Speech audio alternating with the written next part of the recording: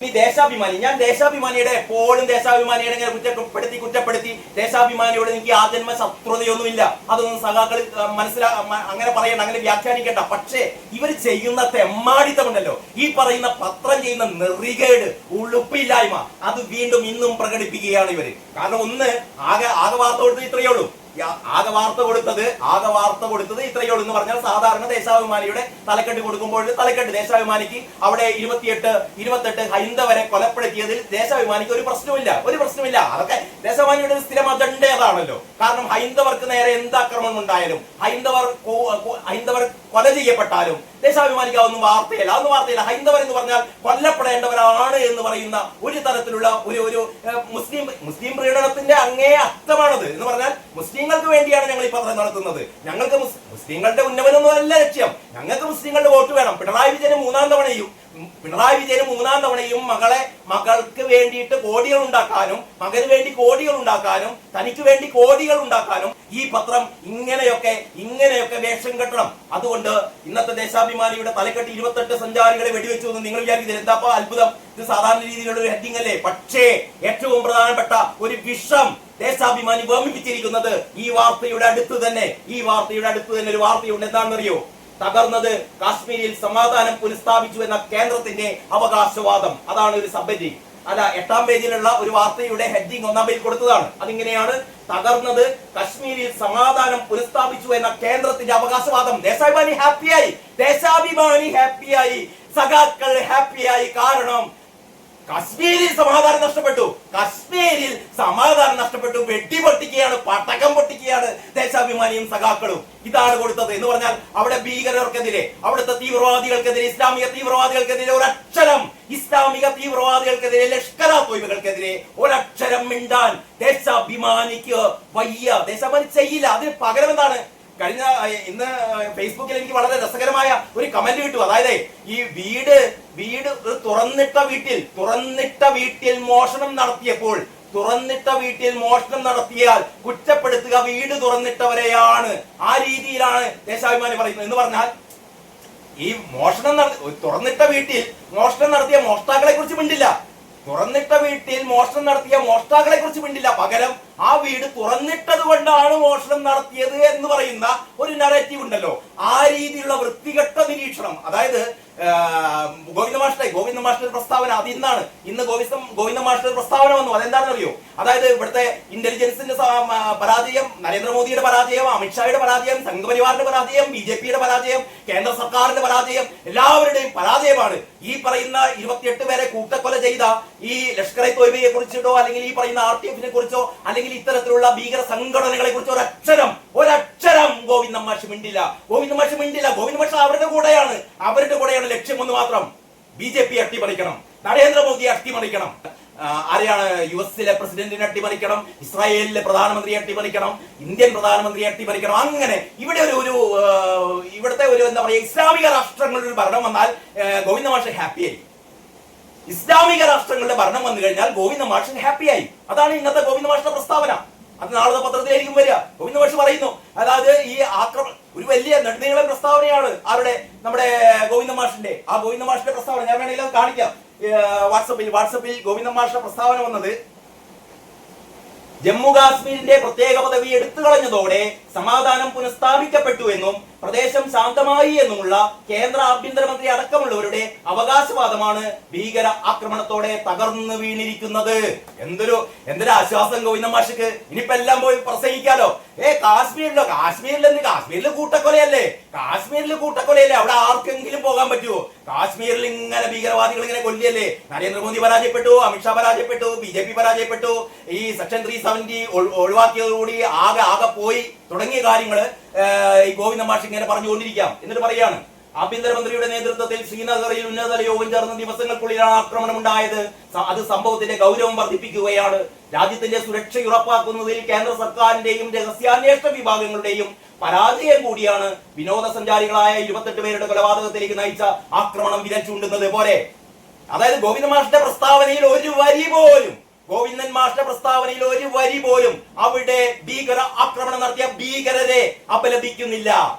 ഇന്നലെ ഈ നമ്മുടെ ചാനലുകളൊക്കെ നാഷണൽ മീഡിയ ആവട്ടെ അല്ലെങ്കിൽ നമ്മുടെ ഏഷ്യാനെറ്റ് പോലുള്ള നമ്മുടെ ഇവിടുത്തെ മാധ്യമങ്ങളൊക്കെ ഈ വാർത്ത, നിങ്ങളെന്റെ ശബ്ദം ശരിക്ക് കേൾക്കുന്നുണ്ടെന്ന് അറിയില്ല, പുറത്ത് നല്ല ഇടിവെട്ടും മഴയും ഒക്കെയാണ്. അപ്പൊ ഞാൻ പറഞ്ഞു വരുന്നത്, ഇന്നലെ രാത്രി തന്നെ ഈ വാർത്ത നമ്മുടെ ദൃശ്യമാധ്യമങ്ങൾ റിപ്പോർട്ട് ചെയ്തപ്പോൾ പറഞ്ഞ ഏറ്റവും പ്രധാനപ്പെട്ട കാര്യം എന്ന് പറയുന്നത്, ആ പ്രത്യേക പ്രദേശത്ത് എന്ന് പറഞ്ഞാൽ ഈ പഹൽഗാമിലെ ഈ ടൂറിസ്റ്റുകൾ കൂട്ടം കൂടിയിരിക്കുന്ന പ്രദേശത്തേക്ക് സൈനിക വേഷത്തിലാണ് ഈ ഭീകരർ എത്തിയതെന്നും അവർ ഇവരുടെ പേര് ചോദിച്ച ശേഷമാണ്, ചില റിപ്പോർട്ടുകൾ പറയുന്നത് ഇവരുടെ മതം ചോദിച്ചു, പേര് ചോദിച്ചു, ID കാർഡ് ചോദിച്ചു, എന്നിട്ടൊക്കെയാണ് പോയിന്റ് ബ്ലാങ്കിൽ വെടിവെച്ച് കൊല്ലുന്നത് എന്ന് പറയുന്ന നടുക്കുന്ന വാർത്ത.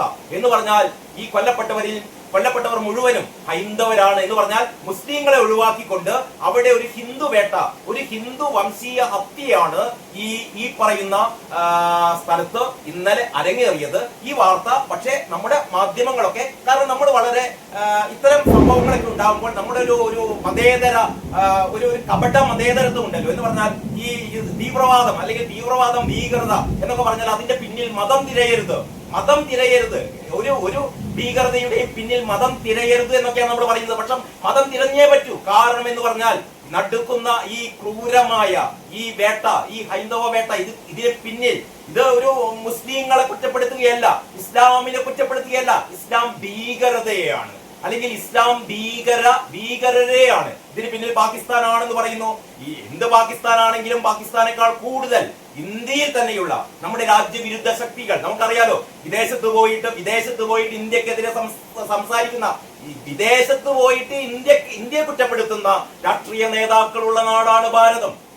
അപ്പോൾ ഇവിടെ ഇങ്ങനെയൊക്കെ സംഭവിക്കും. കാരണം എന്ന് പറഞ്ഞാൽ ഇത് പാകിസ്ഥാനാണ് ഇതിന്റെ പിന്നിൽ. ഇതിന്റെ ഉത്തരവാദിത്തം ഏറ്റെടുത്തു ലഷ്കർ-ഇ-തോയ്ബയുടെ ഒരു നിഴൽ സംഘടന ഇതിന്റെ ഉത്തരവാദിത്തം ഏറ്റെടുത്തിട്ടുണ്ട്. പക്ഷേ നമ്മൾ മനസ്സിലാക്കേണ്ടത് ഇതിനൊക്കെ പിന്നിൽ നമ്മുടെ രാജ്യത്തിനകത്തുള്ള ആളുകളുടെ സഹായ സഹകരണം ലഭിക്കാതെ ഇങ്ങനെയൊരു ഭീകര ആക്രമണം നടത്താൻ പറ്റില്ല. സൈനിക വേഷത്തിലെത്തി ഇങ്ങനെ 26, 27, 28 പേരെ പോയിന്റ് ബ്ലാങ്കിൽ വെടിവെച്ചിടുക എന്ന് പറഞ്ഞാൽ തീർച്ചയായും രാജ്യത്തിനുള്ളിലെ ഛിദ്രശക്തികൾ, രാജ്യത്തിനുള്ളിലെ വർഗീയ ശക്തികൾ തീർച്ചയായും അവരുടെ സഹായം ലഭിച്ചിരിക്കണം. കാരണം നമ്മുടെ നാട് മുമ്പെങ്ങും ഇല്ലാത്ത വിധം അത്യധികം വർഗീയത ഉള്ളിൽ ഇങ്ങനെ വർഗീയത ഇങ്ങനെ ഒരു നെരിപ്പോട് പോലെ കത്തുന്ന, പക്ഷെ പുറത്ത് ചാരം മൂടിയിട്ട് പുറമെ ഭയങ്കര മതേതരന്മാരാണ്, പുറത്ത് ഭയങ്കര സ്റ്റൈലിഷ് സംസാരമൊക്കെയാണ്, പക്ഷേ ഉള്ളിന്റെ ഉള്ളിൽ ഏറ്റവും വലിയ വർഗീയത കൊണ്ട് നടക്കുന്നവരാണ് നമ്മുടെ നാട്ടുകാർ, പ്രത്യേകിച്ചും മലയാളികൾ. ഇവരുടെയൊക്കെ ഇന്ന് പുറത്തിറങ്ങിയ ഈ ഫേസ്ബുക്ക് പോസ്റ്റുകളും അല്ലെങ്കിൽ ഈ വാട്സപ്പിന് കീഴിൽ വന്നിരിക്കുന്ന ഇവരുടെ കമന്റുകളൊക്കെ കണ്ടാൽ നിങ്ങൾ ഞെട്ടിപ്പോകും കേട്ടോ. കാരണം ഈ എന്തൊക്കെ തരത്തിലുള്ള നറേഷൻസ് ആണ് ഉണ്ടാവുന്ന അറിയോ? നമുക്കറിയാം, ഗോദ്രയില് ആ തീയൊപ്പുണ്ടായപ്പോൾ, ട്രെയിനിലെ തീയൊപ്പുണ്ടായപ്പോൾ സുപ്രീം കോടതി പോലും അതിനൊരു വെർഡിക്റ്റ് പുറപ്പെടുവിച്ചപ്പോൾ ഇപ്പോഴും ഇത്തരത്തിലുള്ള വർഗീയവാദികൾ പറയുന്നതിന് പിന്നിൽ സംഘപരിവാറാണ് ഗോദ്രയിലെ തീവണ്ടി കത്തിച്ചത് എന്നുള്ള നറേഷൻ ഉണ്ടാക്കുന്നവർ.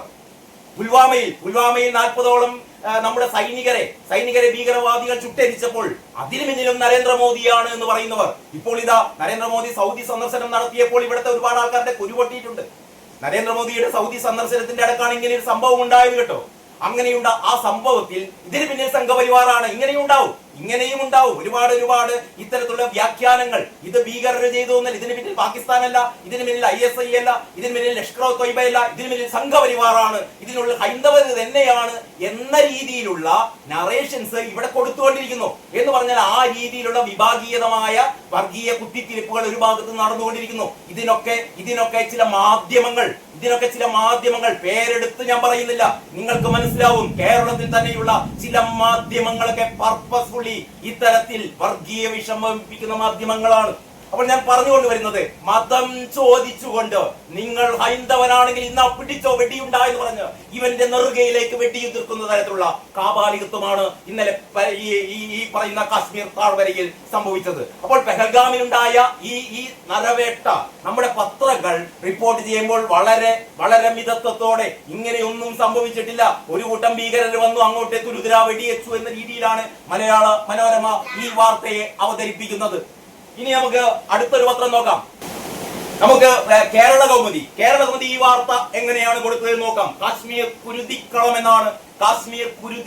എന്നാണ് കേരള കൗമുദി കൊടുത്തിരിക്കുന്ന ഈ പ്രധാന തലക്കെട്ട് എന്ന് പറയുന്നത്. നിങ്ങൾക്കറിയാലോ, കഴിഞ്ഞ ഈ കേന്ദ്ര ഗവൺമെന്റ് അല്ലെങ്കിൽ മോദി സർക്കാർ കാശ്മീരിനെ ഒരു ശാന്തമായ അവസ്ഥയിലേക്ക് മടങ്ങിക്കൊണ്ടുവരികയായിരുന്നു. കാശ്മീർ എന്ന് പറയുന്നത്, ഇവിടെ നിന്ന് മലയാളികളടക്കം ഒരുപാട് പേർ കാശ്മീരിലേക്ക് പോവുകയും അവിടുത്തെ പ്രകൃതി സുന്ദരമായ ദൃശ്യങ്ങൾ ആഗോളം ആസ്വദിച്ച് തിരിച്ചു വരികയും ചെയ്യുന്ന ഒരു അവസ്ഥയാണ്. ഏതാണ്ട് ഒരു അരക്കോടിയോളം കഴിഞ്ഞ വർഷത്തിനുള്ളിൽ ഏതാണ്ട് അരക്കോടിയിലേറെ എന്താ പറയാ വിനോദസഞ്ചാരികളാണ് കാശ്മീരിൽ എത്തിയത്. എന്ന് പറഞ്ഞാൽ കാശ്മീർ ഒരു പുതിയ ഒരു തുടക്കം കാശ്മീരിനുണ്ടാവുകയാണ്.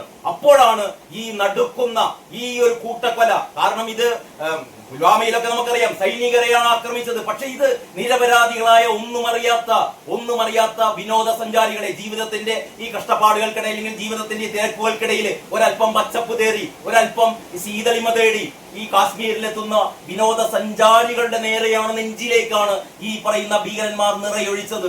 അതാണ് പറയുന്നത് കാശ്മീർ കുരുതിക്കളം. ഇനി നിങ്ങളൊന്ന് ആലോചിച്ചു നോക്കട്ടെ, ഇനി എന്നാണ് കാശ്മീർ വീണ്ടും പഴയൊരു സമാധാനപരമായ അവസ്ഥയിലേക്ക് മടങ്ങി പോവുക? നമ്മൾ ഇനി എന്തൊരു ധൈര്യത്തിലാണ് ഇനി കാശ്മീരിലേക്ക് ആൾക്കാർ പോകുക? ഏത് നിമിഷവും ഒരു AK-47 തോക്കിന്റെ വെടിയുണ്ടകൾ നമ്മുടെ മാറിലേക്ക് ചീറിപ്പാഞ്ഞു വരുമെന്ന ഒരു ബോധമുണ്ടാവുമ്പോൾ, അങ്ങനെ ഒരു ഭീതി ഉണ്ടാവുമ്പോൾ നമുക്ക് എങ്ങനെയാണ് കാശ്മീർ താഴ്വരയിലേക്ക് വീണ്ടും പോകാൻ പറ്റുക? അപ്പോൾ ഇവിടെ ഈ നരേന്ദ്രമോദി സർക്കാർ സെക്ഷൻ 370 അവിടുന്ന് റിപ്പൽ ചെയ്യുകയും ഒഴിവാക്കുകയും അത് ഒഴിവാക്കിക്കൊണ്ട് അവിടെ ഏറ്റവും പ്രധാനപ്പെട്ട ഒരു തീരുമാനമെടുക്കുകയും അവിടെ ശാന്തിയും സമാധാനവും തിരികെ കൊണ്ടുവരികയും ചെയ്ത ആ ഒരു അവസ്ഥ മാറ്റാൻ വേണ്ടിയിട്ട്, അവിടെ വീണ്ടും അരാജകത്വം സൃഷ്ടിക്കാൻ വേണ്ടിയിട്ട്, അവിടെ വീണ്ടും വർഗീയ കുത്തിത്തിരിപ്പുകൾ ഉണ്ടാക്കാൻ വേണ്ടിയിട്ട്, വീണ്ടും ഇന്ത്യയെ ലോകരാഷ്ട്രങ്ങൾക്ക് മുമ്പിൽ ഇവിടെ കലാപം നടക്കുന്ന, നിരന്തരം വർഗീയ സംഘർഷങ്ങൾ നടക്കുന്ന സ്ഥലമാണ് എന്നൊരു പ്രതീതി സൃഷ്ടിക്കാൻ വേണ്ടിയിട്ടൊക്കെ ആയിരിക്കണം ഈ ഭീകരന്മാർ ഇത്തരത്തിലുള്ള ഒരു കുരുതി പ്ലാൻ ചെയ്തത് എന്ന് തന്നെ വേണം നമുക്ക് മനസ്സിലാക്കാൻ.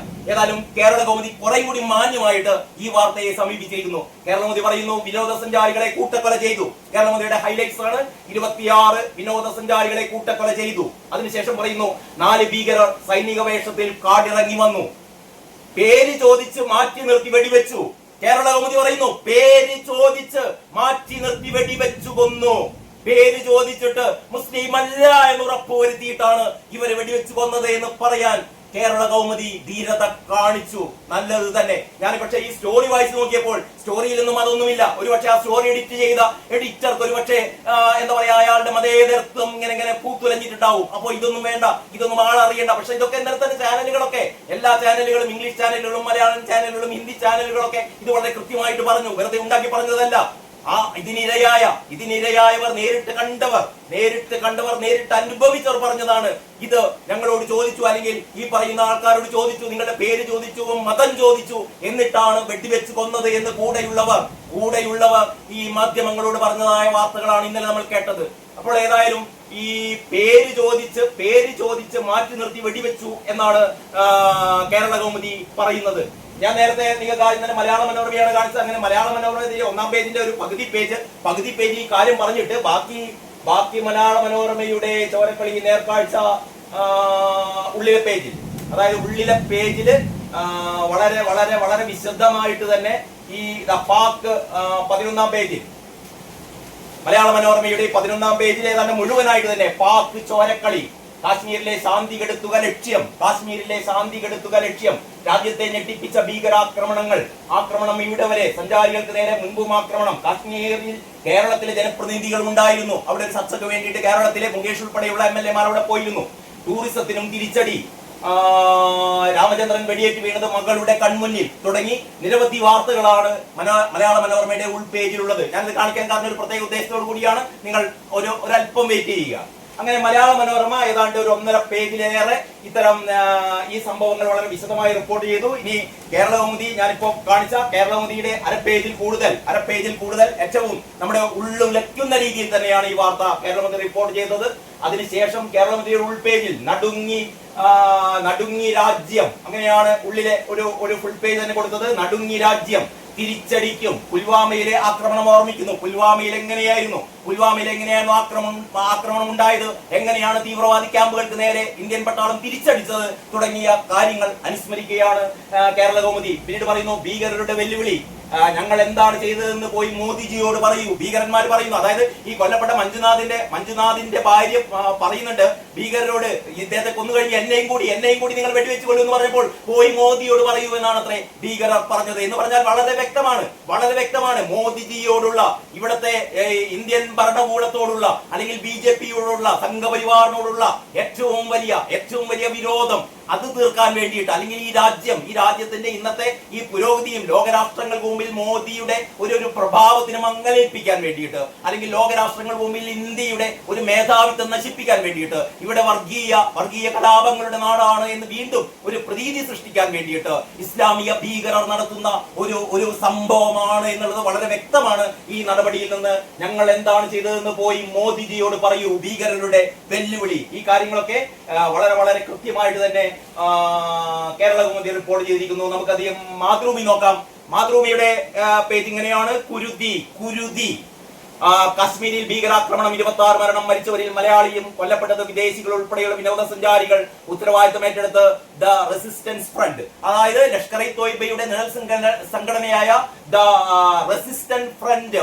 അപ്പൊ ഇനി ഏതായാലും ഈ പറയുന്ന ചില അന്തംഗമ്മികൾക്കും സുഡാപ്പികൾക്കും ഒക്കെ ഇത് മോദി ചെയ്തതാണ് എന്നിട്ടും പറയുന്നുണ്ട്, ഇത് മോദി ചെയ്തതാണ്. കാരണം ഈ പറയുന്ന ഭീകര സംഘടന ഉത്തരവാദിത്തം ഏറ്റെടുത്തിട്ട് പോലും പറയുന്നു ഇത് മോദി സൗദിയിലേക്ക് പോയപ്പോൾ കുറച്ച് ഇവിടുത്തെ ഹൈന്ദവ തീവ്രവാദികളെയും കൊണ്ടുവരുന്നു, എന്നിട്ട് അവിടെ പോയിട്ട് അവർക്കൊക്കെ അവരുടെയൊക്കെ പേരൊക്കെ മാറ്റി ഇന്ത്യൻ സൈനിക കുപ്പായൊക്കെ അവരെ നേരം കൊണ്ട് അയച്ചതാണ്. എന്നിട്ട് ഇവിടെ ഈ പറയുന്ന ഹിന്ദുക്കളെയാണ്ട് കൂട്ടക്കൊല ചെയ്തിട്ട് ഇവിടെ ഒരു വർഗീയ കലാപം ഉണ്ടാക്കുകയാണ് മോദിയുടെ ലക്ഷ്യം എന്ന തരത്തിലുള്ള ഏറ്റവും എന്താ പറയാ നാണക്കേട് ഉണ്ടാക്കുന്ന, ലജ്ജിപ്പിക്കുന്ന, ഒരു ഉളുപ്പുമില്ലാത്ത ഇത്തരത്തിലുള്ള കമന്റുകളൊക്കെ, ഇത്തരത്തിലുള്ള അഭിപ്രായ പ്രകടനങ്ങളൊക്കെ നമ്മുടെ സോഷ്യൽ മീഡിയ പ്ലാറ്റ്ഫോമുകളിൽ ഇങ്ങനെ നിരന്തരം നമ്മൾ അന്തംഗമ്മികളുടെ ഭാഗത്തു നിന്നും സുഡാപ്പികളുടെ ഭാഗത്തു നിന്നും ഒക്കെ ഉണ്ടാകുന്നുണ്ട്.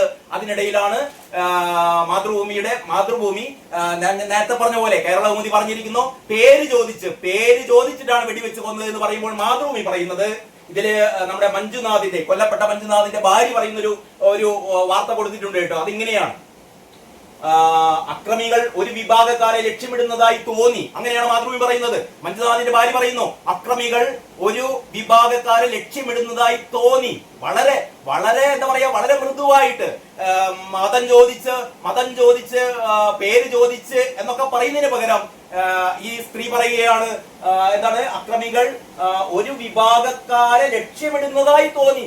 ശരിയാണത്. ഇവിടെ കൊല്ലപ്പെട്ടത് മുഴുവൻ ഹൈന്ദവരാണ്. അപ്പോൾ അത് ഏതായാലും മഞ്ജുനാഥിന്റെ ഭാര്യ പറയുന്നു, അതേതായാലും മാതൃഭൂമി ഒന്നാമയിൽ തന്നെ കൊടുത്തിട്ടുണ്ട്. ഇതിന്റെ പിന്നിൽ ഇത്തരത്തിലുള്ള ഒരു മതസ്പർദ്ധ ഉണ്ടാക്കുന്ന തരത്തിലുള്ള മതമാണ് പിന്നിൽ. ഈ കൂട്ടക്കുരുതിക്ക് പിന്നിൽ വർഗീയത തികഞ്ഞ വർഗീയത തന്നെയാണ്. മതം നോക്കിക്കൊണ്ടാണ് ഈ കൊലപാതകം നടത്തിയ അല്ലെങ്കിൽ ഈ കൂട്ടക്കൊല നടത്തിയത് എന്ന് മാതൃഭൂമി പറഞ്ഞു വെക്കുന്നു. പക്ഷെ വളരെ സോഫ്റ്റ് ആയിട്ടാണ് അത് പറഞ്ഞു വെക്കുന്നത് എന്ന് മാത്രം. അപ്പോൾ മാതൃഭൂമിയുടെ വാർത്തയിലേക്ക് ഞാൻ കടക്കുന്നില്ല. നമുക്ക് അടുത്ത പത്രം നോക്കാം. അടുത്ത പത്രം മാധ്യമവും ഒറ്റ നോട്ടത്തിൽ നമുക്ക് പ്രത്യേകിച്ച് ഒരു തെറ്റൊന്നും തോന്നില്ല. കാരണം കാശ്മീരിൽ വിനോദസഞ്ചാരികൾക്ക് നേരെ ഭീകര ആക്രമണം, 26 മരണം, മരിച്ചവരിൽ എറണാകുളം ഇടപ്പള്ളി സ്വദേശി എന്നൊക്കെ പറഞ്ഞിട്ട് ഈ വാർത്ത ഏതാണ്ട് അവിടെ ഇങ്ങനെ മതം നോക്കിയെന്നും പറയുന്നില്ല കേട്ടോ. അതൊന്നും പറയുന്നില്ല. അതെന്തായാലും മാധ്യമം പറയില്ല. എങ്കിലും വാർത്തകളുടെ വലിയ ഒരു മായം ചേർക്കാത്ത വാർത്തയാണ് മാധ്യമം കൊടുത്തത്. ചൊവ്വാഴ്ച ഇവിടെ എത്തിയ വിനോദസഞ്ചാരികൾക്ക് നേരെയാണ് ഭീകരർ വെടിയുതിർത്തത്. ലഷ്കർ വിഭാഗമെന്ന് കരുതപ്പെടുന്ന ദ റെസിസ്റ്റൻസ് ഫ്രണ്ട് ആക്രമണത്തിന്റെ ഉത്തരവാദിത്തം ഏറ്റെടുത്തു എന്നൊക്കെ പറഞ്ഞ വഴിക്കൊക്കെയാണ് ഇവർ പറയുന്നത്. അപ്പോൾ ഇങ്ങനെയാണ് മാധ്യമത്തിന്റെ കാര്യം. എല്ലാവർക്കും നമസ്കാരം. ഇന്നത്തെ പത്രവിശേഷത്തിലേക്ക് സ്വാഗതം. അത്യന്തം ഞെട്ടിപ്പിക്കുന്ന വാർത്തകളുമായിട്ടാണ് ഇന്നത്തെ പത്രങ്ങളൊക്കെ പുറത്തിറങ്ങിയത്. നമുക്ക് ആദ്യം മലയാള മനോരമ നോക്കാം. മലയാള മനോരമയിൽ ആ വാർത്ത, അതായത് കാശ്മീരിലെ ഭീകര ആക്രമണം, ആ വാർത്ത കൊടുത്തത് ഇങ്ങനെയാണ്: കശ്മീരിൽ ഭീകര ആക്രമണം, കൊല്ലപ്പെട്ടവരിൽ മലയാളിയും, 27 ടൂറിസ്റ്റുകളെ വെടിവെച്ചു കൊന്നു. പഹൽഗാമിൽ കൊല്ലപ്പെട്ടവരിൽ നവവരനും 2 വിദേശികളും. ഭീകരർ സൈനിക വേഷത്തിൽ വെടിവെച്ചത് പുരുഷന്മാരെ. പുൽവാമയ്ക്ക് ശേഷമുള്ള ഏറ്റവും വലിയ ഭീകര ആക്രമണം. ഇത്രയുമാണ് ഇതിന്റെ തലക്കെട്ടും ഇതിന്റെ ഹൈലൈറ്റ്സും കൊടുത്തത്.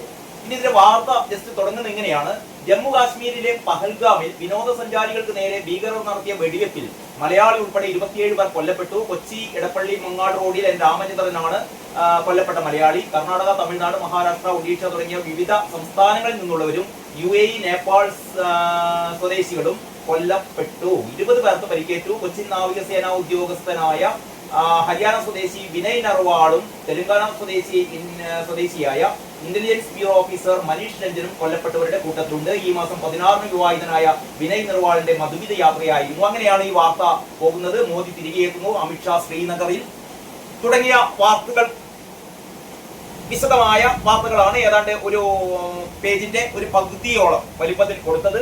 ഇതിന്റെ വലതുഭാഗത്തായിട്ട് നമ്മുടെ ഹരിയാന സ്വദേശി വിവാഹത്തിന്റെ മധുവിധു വേണ്ടി കശ്മീരിലെത്തിയ, വിവാഹം കഴിഞ്ഞിട്ട് ഏതാണ്ട് ഒരു 10 ദിവസം പോലും ആവാത്ത വിനയ് നർവാളിനെ വെടിവെച്ച് വന്ന വിനയ് നർവാളിന്റെ മൃതദേഹത്തിനടുത്ത് പൊട്ടിക്കരഞ്ഞുകൊണ്ട് ഭാര്യ ഇരിക്കുന്ന ചിത്രം ഇന്ന് എല്ലാ പത്രങ്ങളും, എല്ലാ നാഷണൽ മീഡിയ ഉൾപ്പെടെ എല്ലാ മാധ്യമങ്ങളും ഇന്ന് ഏറ്റവും വലിയ ഫോക്കസ് ചെയ്തു. ഒരു പക്ഷേ വരുന്ന ആളുകളിൽ ഈ ഏറ്റവും വലിയ നമ്മളെ നടുക്കിയ ഈ 27 പേരുടെ, ഇന്നിപ്പം വാർത്തകൾ 28 പേർ മരണമടഞ്ഞു എന്നാണ് വാർത്ത വരുന്നത്. ഒരാൾ കൂടി അതിനുശേഷം മരിച്ചിട്ടുണ്ട്. അങ്ങനെ 28 പേരുടെ മരണത്തിനിടയാക്കിയ ഈ പറയുന്ന ഭീകര ആക്രമണത്തിന്റെ നടുക്കുന്ന ഒരു ഫോക്കൽ ഫോട്ടോ എന്ന് പറയുന്നത് ഇതാണ്.